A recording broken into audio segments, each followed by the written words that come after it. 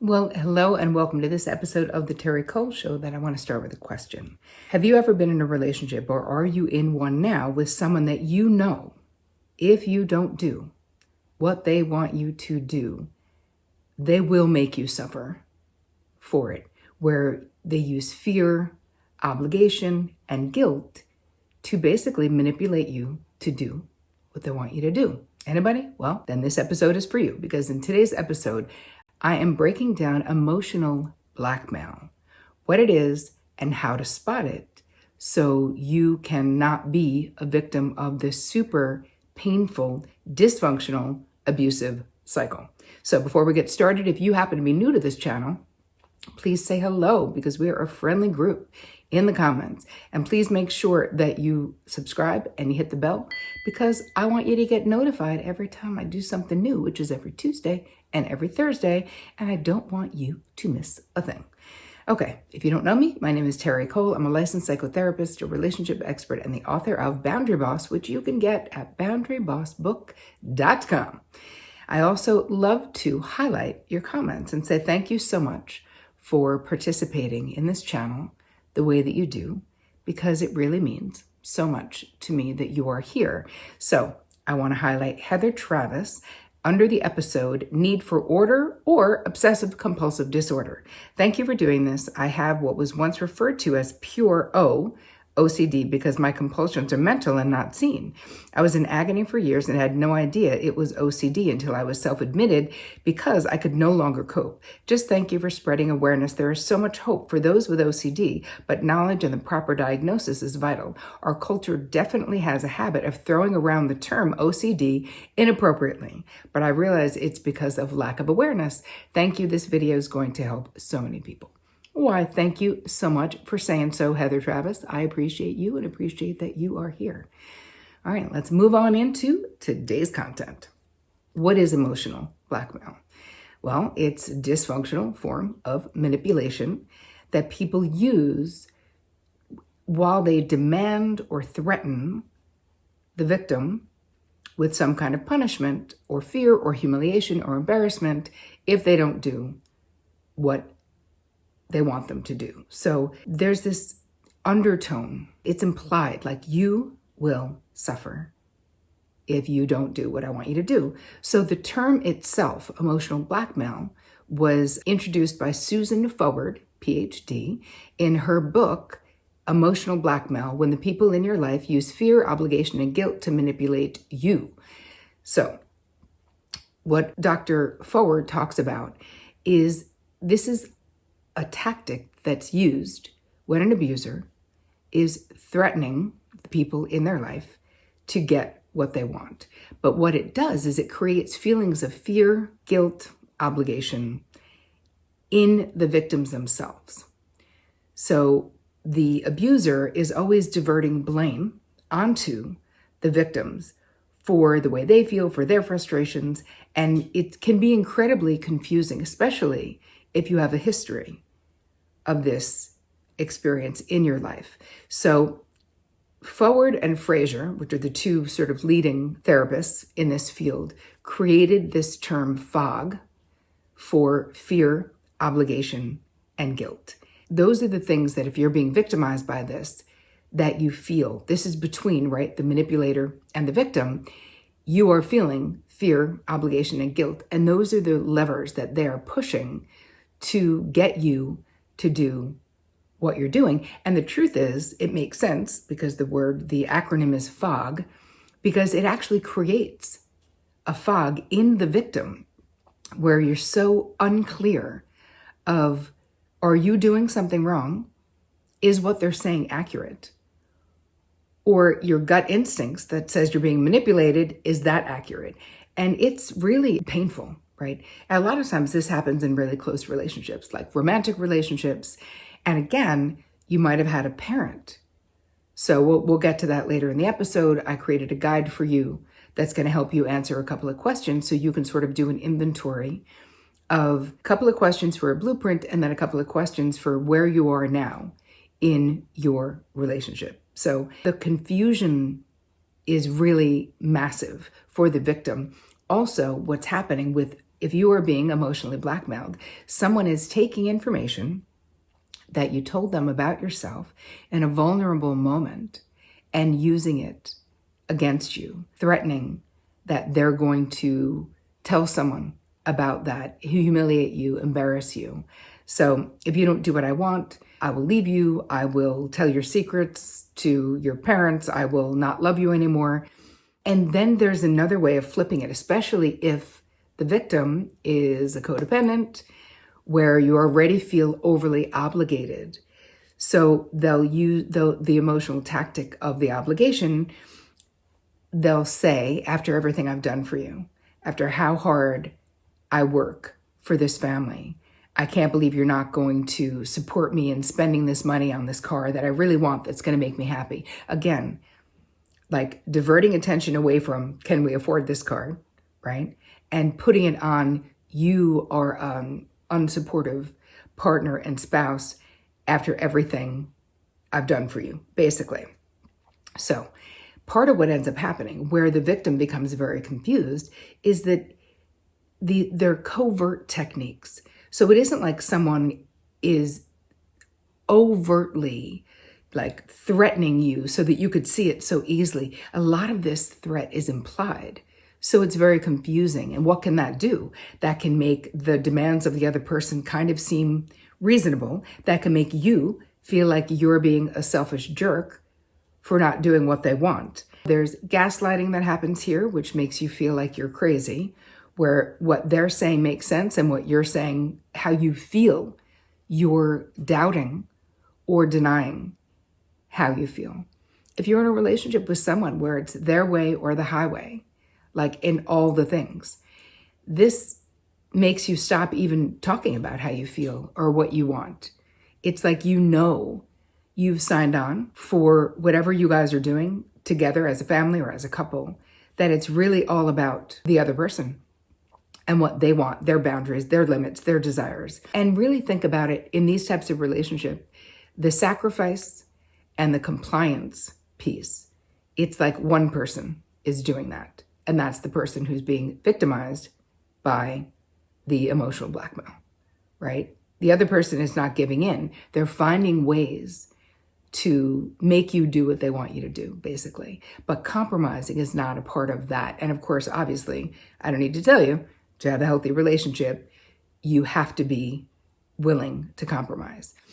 So Forward and Fraser, these two PhDs, they wrote this book. They've identified 4 different types of emotional blackmailers. So you have the punishers, who they operate with the need to get their way, regardless of the feelings of the other person. They literally don't care. So their motto is straight up, my way or the highway. That's it. So they will insist on pushing for control and getting what they want with threats to inflict damage or harm to the other person. Then you have the self-punisher, individuals that make threats of self-harm, right? If you don't comply with what I want you to do, I'm going to harm myself. If you don't come pick me up, I'm going to drive drunk. If you leave me, I'm going to kill myself, right? That is a manipulation tactic as well, but those are the self-punishers. Then you have the sufferers. Now, this is the voice of a victim conveying guilt on the partner if they don't do what is demanded. If they don't comply, there's a suggestion that their suffering will be their own fault.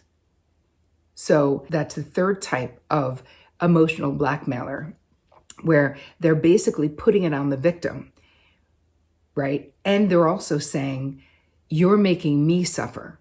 That's the example of someone saying, after everything that I've done for you, I can't believe you would deny me this. Basically, and tapping into most of us, especially if you're a high-functioning codependent or a codependent, the worst fear is that someone's going to think that you're selfish or that you're only thinking about yourself. But when someone is emotionally blackmailing you, it's like a systematic way of making you believe that if you do not do everything the other person wants, you're selfish.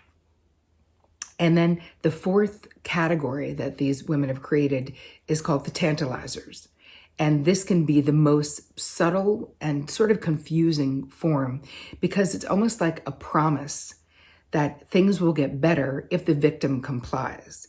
So it sparks hope in the victim. Well, if I do this thing, then things between us will get better. But it's still really obviously a form of manipulation, right? Because clearly you wouldn't be with an emotional blackmailer if things were actually going to get better, right? It's just a way to get what they want. So who are people who tend to use this tactic?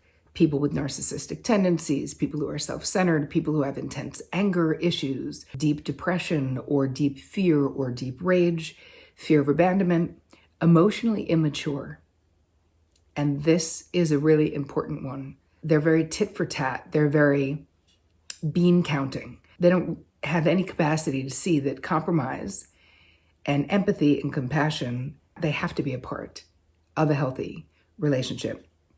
Massive lack of accountability. They're not in touch with their own feelings, and they hate to lose. They are super sore losers. And then who are the people who are drawn to this type? What are the qualities? Approval seeking, people pleasing, empathic, right? So you might be an empath, so you feel all of these feelings. You might have extreme compassion for other people, and so you're more easily manipulated than those who don't. Tendency to blame yourself for things, or take the blame if something goes wrong, always thinking like it must be me. Maybe I did something. You're kind of a peacekeeper. Those of you who took my boundary quiz, you can take it at boundaryquiz.com.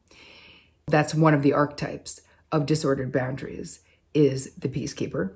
Strong sense of responsibility to sort of do the right thing. You might also have a fear of abandonment, fear of anger. Fear of someone else's anger is major. And you may have low self-esteem or self-doubt. So what does it look like, right? Especially in romantic relationships, we see so much of this. So let's just say an example is somebody, cheating in a relationship and then basically flipping the script on their partner and saying, well, if you had fulfilled my needs, I wouldn't have stepped out. Again, finding a way, like all roads lead back to the victim being the one who didn't do the right thing. And that can be really painful to hear from a partner, even though it's so mean. From a macro view, we can look at that and go, hello, it's just a way to not take responsibility. But when you're in it, that's where the fog comes in, right? Fear, obligation, and guilt. So it's so difficult when you're in this situation to see things with clarity. And someone cheating on you and then blaming you for not fulfilling their needs can make you go, is it me? Like maybe I'm not doing the right thing. Other forms of, let's say, emotional blackmail or other situations, maybe how can you say you love me and still be friends with those people? If you ever stop loving me, I'll kill myself. If I ever see another man look at you again, I will kill them, right? Again, how scary is that? Even if they're not saying it at you, it's as if you can control the other person. Someone being really rigid in their boundaries, like I'm taking this vacation with or without you. Again, no conversation, no ability to meet in the middle, all manipulation, but it's so painful. And blaming, again, back to the blaming. I was late for work because you didn't do this, right? If you didn't cook fattening foods, I wouldn't be overweight. If you had done a better job with the kids and at home, I would be further along in my career. Again, wrongly blaming you for what they haven't done, wrongly blaming the victim for things that the perpetrator actually is in real life responsible for. And then you have the whole thing of people are separating or, again, if you divorce me, you'll never see the kids again. I'll get the best lawyers. I'll make you suffer. You'll destroy the family. You'll be sorry. And then parents can say, I'm cutting you out of the will. If you do this, I'll get sick. You're going to kill me. If you stop contact with me, like I'll die. Or even just someone saying, like, I can't live without you, is emotional blackmail. Because what is the implication? What is the implied threat? That that person is going to die. You may want to break up with them, but you may not want them dead. And it is so devastating to be on the receiving end of this. And I wonder what your experiences are Are you having this experience? Have you had this experience? What did you do? In the guide that I'm giving you, go to terricole.com/guide. Answer a couple of questions to understand your history if you are vulnerable to emotional blackmail from others. And then a couple of questions for you to be able to assess where your relationships are right now. Are you having this experience? And one last thing I want to say about this that is so important is that boundaries are probably the most important way for you to assess whether the other person has the capacity to change. And listen, as always, we don't make any changes if you are in a violent situation, if you are in a physically abusive, if you think that setting a boundary with someone is going to make them harm you, then no, there's a better way of getting out of that relationship. Because if you're already in an abusive relationship physically, I wouldn't want you to try to change anything. I would want you to figure out how to safely leave. And I did an entire blog and video on that. So I will make sure that it's linked in the show notes for you. But if that isn't your situation, starting to acknowledge, like, yes, in the past I have complied with all these things, and now I want it to be more equitable. And I want to talk about how it can be more fair, how it can be more even. I sometimes want us to do the things that I want to do. And as you start shifting in the beginning, you'll certainly see the person having feelings about it. But if the person isn't completely pathological, and if they have the capability, there may be a shift in the other person's behavior. But again, we have to take responsibility for our 50% of the participation, right? I always say this, every relationship, it's 50% you and 50% the other person.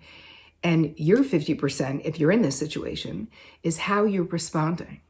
And don't get me wrong, I'm not victim blaming. I'm not saying it's your fault, but there's no way that we can change the situation or that I can help you change it if we are not clear about what your 50% is. We can't just keep doing the same exact thing and expect something different to happen, because that's just not the way it works in the world. And it's certainly not the way it works in relationships. So I would love to hear what your thoughts are on emotional blackmail. Have you had experiences? What have you done to change it? If you have, I really hope that this opened your eyes to something if you are experiencing this, because I know how incredibly painful it is and how incredibly painful it can be. But there are things that you can do to change your situation. So please go to terricole.com/guide to do those inventories so you can get a more clear view on where you are in your relationships right now. I hope you guys have an amazing week of self-reflecting. And as always, take care of you.